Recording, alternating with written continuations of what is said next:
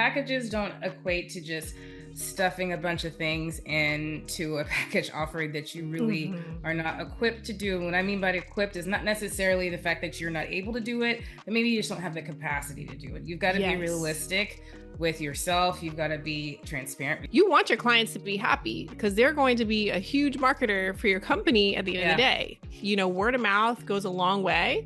And when people are unhappy about a package or something that they purchase, they're going to tell somebody.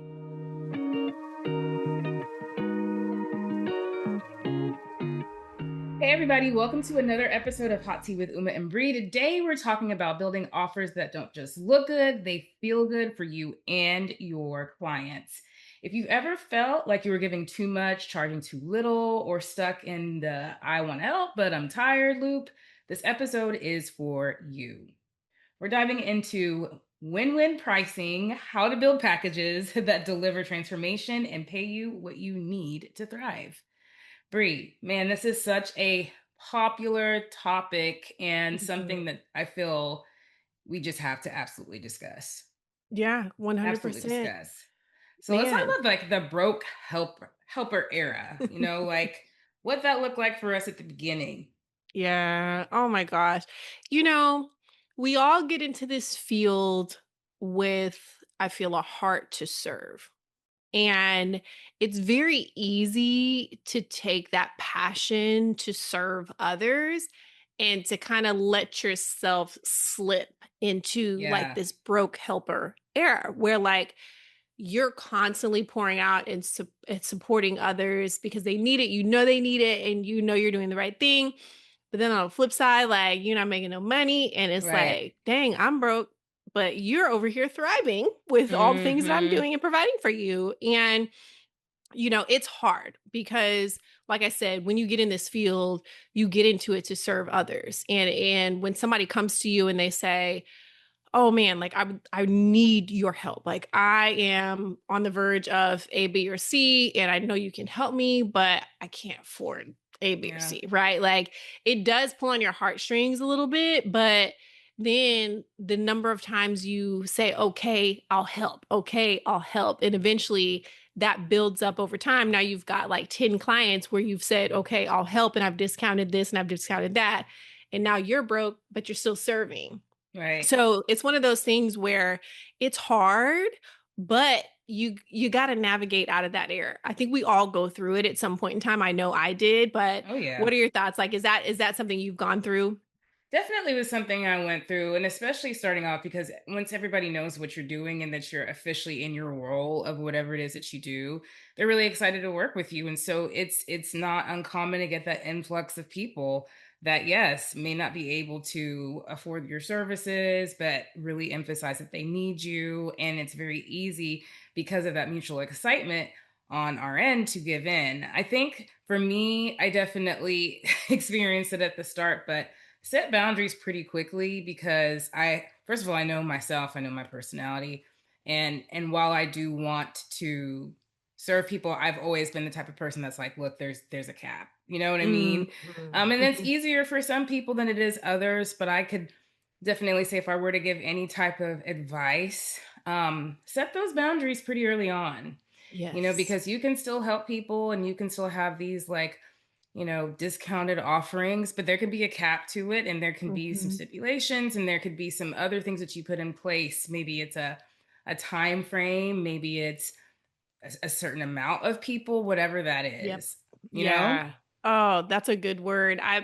Because I am like I'm the opposite. I'm like, oh, just give, like a discount for you and you like Oprah, like, and you Yeah. get a discount and you get it. And it'll get you real quick. And I feel like that is where bundling services and packages really helped me Yes. to set boundaries because then I knew, okay, I've got these packages, they're set and maybe I have different tiers now of packaging so Hmm. that I can support those who maybe can't afford some of these higher packages that I put together. So that's such a good point. Y'all take that note because the boundaries are very important. Hmm. You will burn out by Yep. being like Oprah and give, for your nutrition services. You get a service and you get a And package you deal. you. So don't do that. I've done that before. And it can be very difficult to serve a lot of people that way. And that, yeah, packages really helped me when it came to Yes. setting those boundaries for my business. Packages are absolutely something that everybody should consider having as part of their business. It really allows you, like you said, to lump services together, be able to have different tiers and have different price points.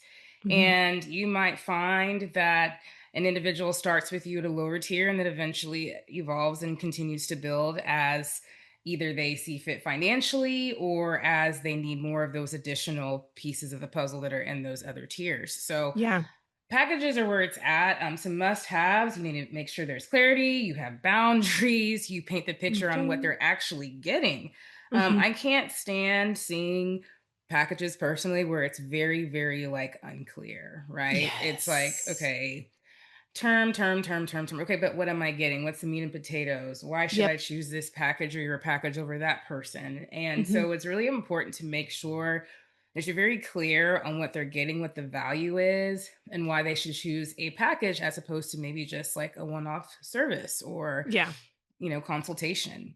Yeah. What are your thoughts on that? Yeah, I agree. I think transparency is so important when it comes to packages. I am a stickler. Like if I see it and it's unclear, I ain't buying it. Right. And I know a lot of people that are like that too. And I agree. Like just having that clarity, boundaries are very important. And like we said, like setting up packages can help you have boundaries because Mhm. once you determine what's going to go in the package, now you know okay, this is what I will do and this is what I won't do. So it's Right. really a win win for you and your client because they know the standard to hold you up to and vice versa, right? Like, Yep. if you've put in there that you don't offer in between session messaging, your client's going to be like, Bingo. oh, that's not a part of the package. So I'm not going to hit them up between sessions. Let me just wait for my next session. Yeah. Whereas if it's the other way around and you say, hey, if for some reason you put 24-hour access on there for Mm, your mm-mm. package, which you shouldn't do, by the way, but let's say Ever. you did that. Let's say you made that mistake for one client Yeah. and you put that on there, your client's going to go back to what the package says is included Mhm. and they will hold you to that. And, Yeah.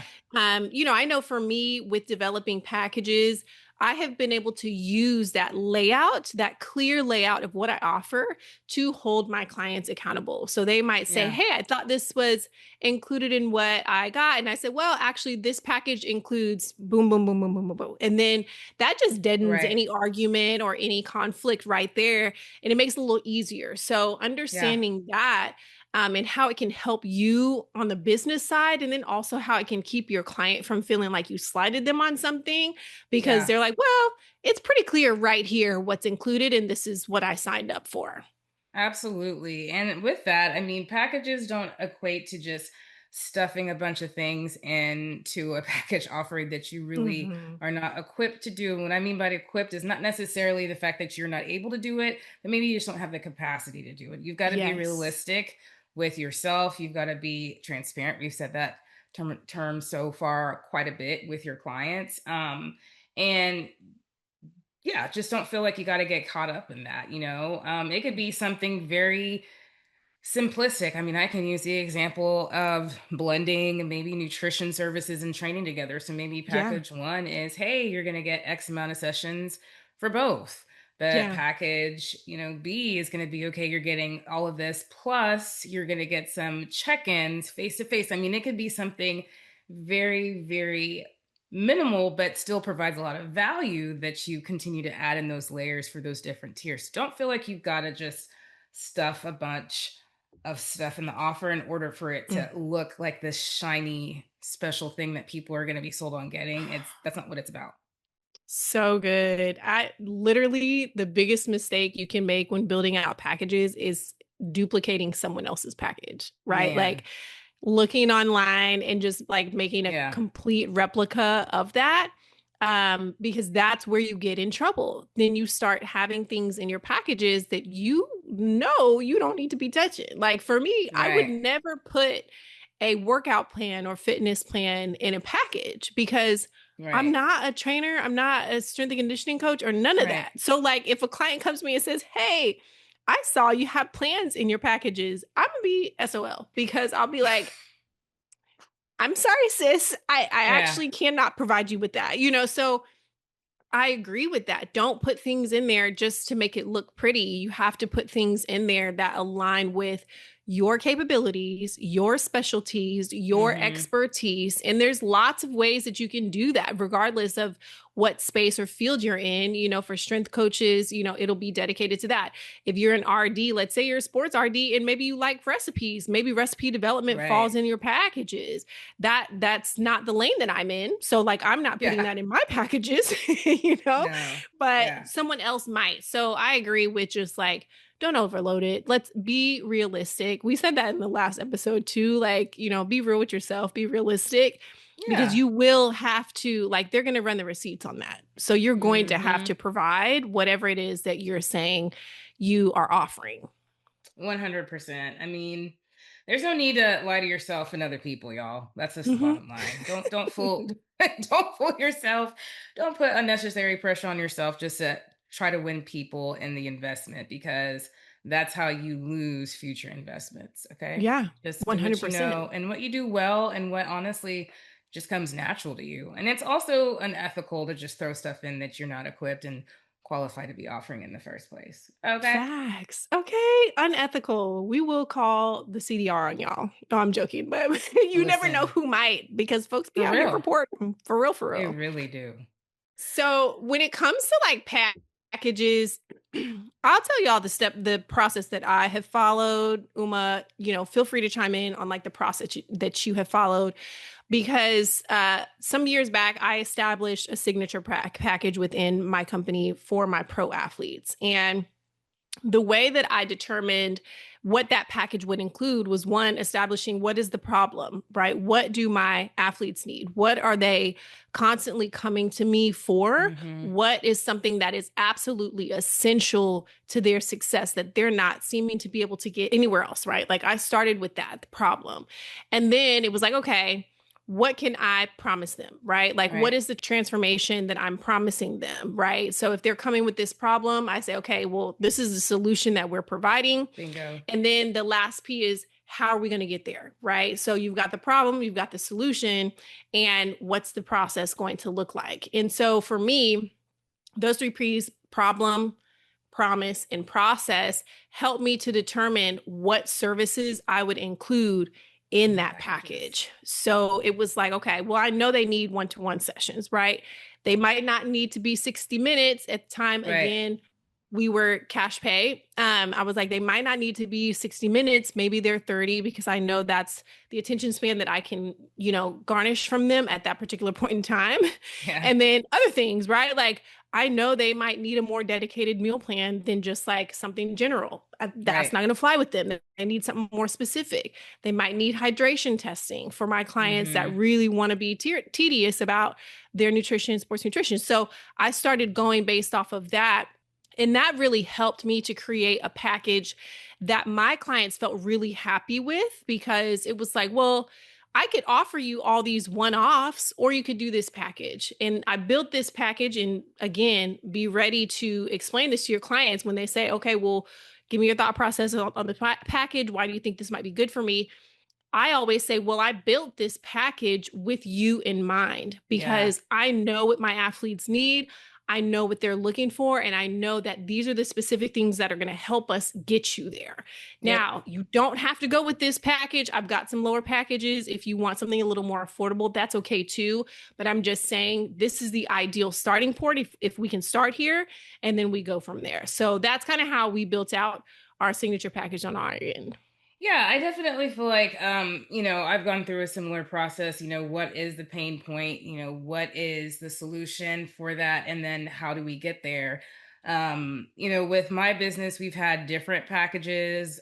Even sometimes it's just really lumping, like I said, our services to where it is a little bit more affordable and attainable, Yeah. especially for those people that want to have they're wanting to commit to working with us for a while, right? Like a year or Hmm. beyond. So it's like, okay, let's look at this from a longevity standpoint, what makes the most sense. And let's really talk about your commitment level and what it's going to realistically take to get there. So I think that, similar processes. I think it's really important too to make sure that that conversation is had with your prospective clients, because they really do need to understand that process piece. That process Yes. piece is where they kind of determine, all right, is this the route I'm going to take? Am I going to take the plunge and invest into your package? So just Yeah. make sure that you guys do have a process. And Mhm. kind of going back to Bree's point of, not copy and pasting, I think it's fine to reach out to others, say, hey, okay, what have you done? Maybe even Mhm. if you have similar communities that you serve, that's 100%. I think that's actually very common to do. But you Yeah. also had to go back and pull back from that and say, okay, but like, here's who I am. This is what makes me me and unique. Here are the other things that maybe I can offer. And here is what my community and the people that I'm serving needs. And that's when you Yes. really tweak it and make it your own and make it that signature package that does stand out from other people's. So even Mhm. right now, we're getting ready to roll out something that's speaks to every single bit of this. And Yeah. we think it's gonna be great. And but it just came from us really doing a deep dive and assessment of our community Mhm. and looking at those pain points and figuring out, okay, how can we really support our community even more than we already do? Yeah. So Yeah. yeah, I think it's important to have a framework, and whatever that looks like for you guys, just make sure you're always refining it, making sense of it. Once you establish a package, it's not going to be uncommon for you to go back and reevaluate and make some tweaks, because Mhm. just because you build something doesn't mean that it's like, okay, wonderful without any flaws. I mean, you want to get that feedback. You want to check in with the people that have invested in you and say, hey, is this meeting your needs? And Yes. really pull on them to be able to tweak those packages for you, or help you tweak those Mhm. packages. I totally agree. Because, and then the other thing is, you might have some stuff in there that maybe people don't find valuable or aren't utilizing or whatever. And you can always take stuff out, right? Like Right. that's the great part about packaging is you can tweak them to what exactly your client needs and what they will Mhm. get the most benefit out of. Because at the end of the day, you want your clients to be happy because they're going to be a huge marketer for your company at the end of the Yeah. day. Word of mouth goes a long way. And when people are unhappy about a package or something that they purchase, they're going to tell somebody. Yep. Just like if they are happy with it, they're going to tell somebody, Yep. So, you want to make sure that your packages align with what you can deliver and you want to deliver well. So, yes, that process of telling them how you're going to go through the steps and what that looks like helps to set expectations for what's to come. And then it also helps you to make sure that you're on top of it and providing the value that you say you're going to provide.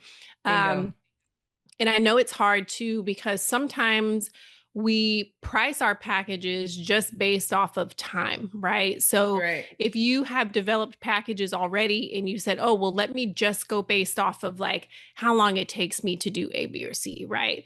That's not always like the best route to go. Yes, there are going to be some things that you include in your package that are going to be time based when it comes to Oh value, yeah.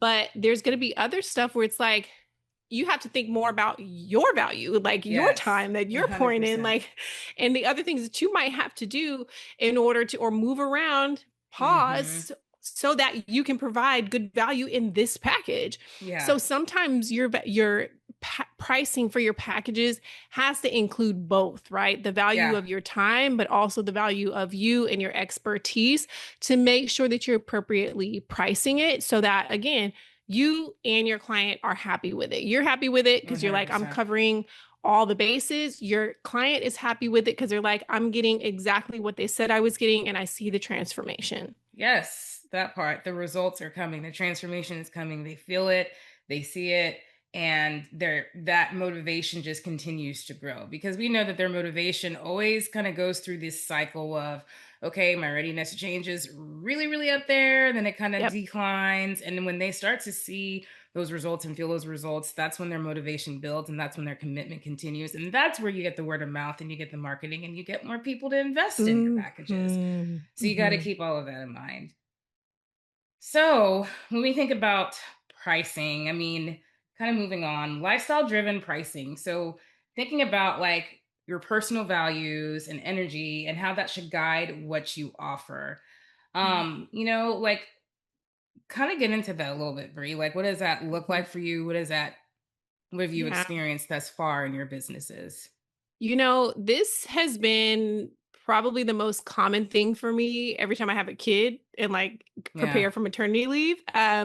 Because again, when I built that signature package, I built that when I had all the time, all the energy, all the Yeah. things I could do, you know what I mean? Even like between children, like when I had more time to dedicate towards like specific athletes that needed that signature program. And for me, anytime I've gone on maternity leave, that is something that an offer that I've removed, right? Mhm. Because I know, Yeah. okay, if this is my signature package, I know I'm the one delivering it, at least at that period of time. Right. I can't offer that right now, right? Like it would be a terrible ethical thing for me to continue to offer a package that I couldn't deliver on, Right. right? So in those seasons where I knew, hey, I don't have the time to provide the value that I know I'm supposed to provide in this package, I either don't offer it at all or I say, hey, actually, that's not the package that's available right now. I have another package that's available at this point in time that Mhm. we can definitely work on until that package opens back up. So that's something I've done because at the end of the day, like you got to know yourself. You Yeah. have to know like what you can deliver on and what you can't. Yeah. Because again, like people will run the receipts and you don't want to Mhm. overpromise something that you cannot deliver on. So that's kind Yeah. of how I've navigated things. I'm sure I will too in different other seasons of my life. But if I can't do it full throttle, I'm not going to offer it at all. Absolutely. I can 100% agree with that. And I mean, for me, that's one of the main reasons. I don't want to say it's one of the main reasons, but it's why I'm so happy to have a team because I know Mhm. that in those situations of lifing, right? Like, I know I'm about to embark a huge transition with all of my kids in their schools here in the next handful Yeah. of weeks.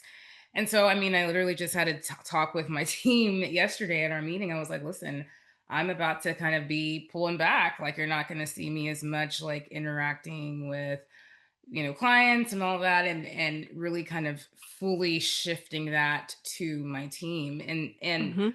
it's nice to be able to have that flexibility to do that. That way people can continue to get what they want and get what they need and be able to trust, my brand, and knowing that, hey, if even if it's not Uma, the people that are within her practice are an extension of her mission, her values, and what she offers. So we're in good hands. So I can Mhm. definitely agree with that. I think it's always important to have something, some plan, some offering in place for when you may not be able to have the capacity to Yep. do as much as you typically do. And maybe even if it's just the simple fact that you're kind of changing pace. Maybe you're shifting Yeah. into something completely different, and you want to fully immerse yourself in whatever that is for a season, but still have those offerings. That's Mhm. also a great example. So yeah, I mean, I definitely think there's lots of different ways to go about that.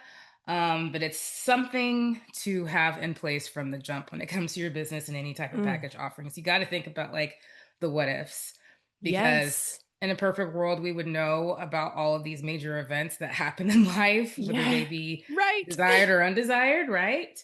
But that's just not how it works. So it's good to just have a Yeah. plan in place so that you're not stuck and you're not really letting anyone down.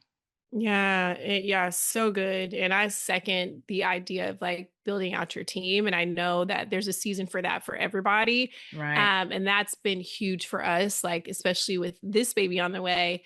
I have more confidence in saying, oh, well, business is going to run as usual. Yeah. Even though I'm not here, Right. someone else is going to step in and our clinicians are great. And I know that they can provide that value. So yeah, that's a really good point. If you guys haven't heard, we had some other podcasts that we talked about, adding people to your team and like what that looks like. And that can be really, really helpful when you are in these seasons where you may not be able to offer as much.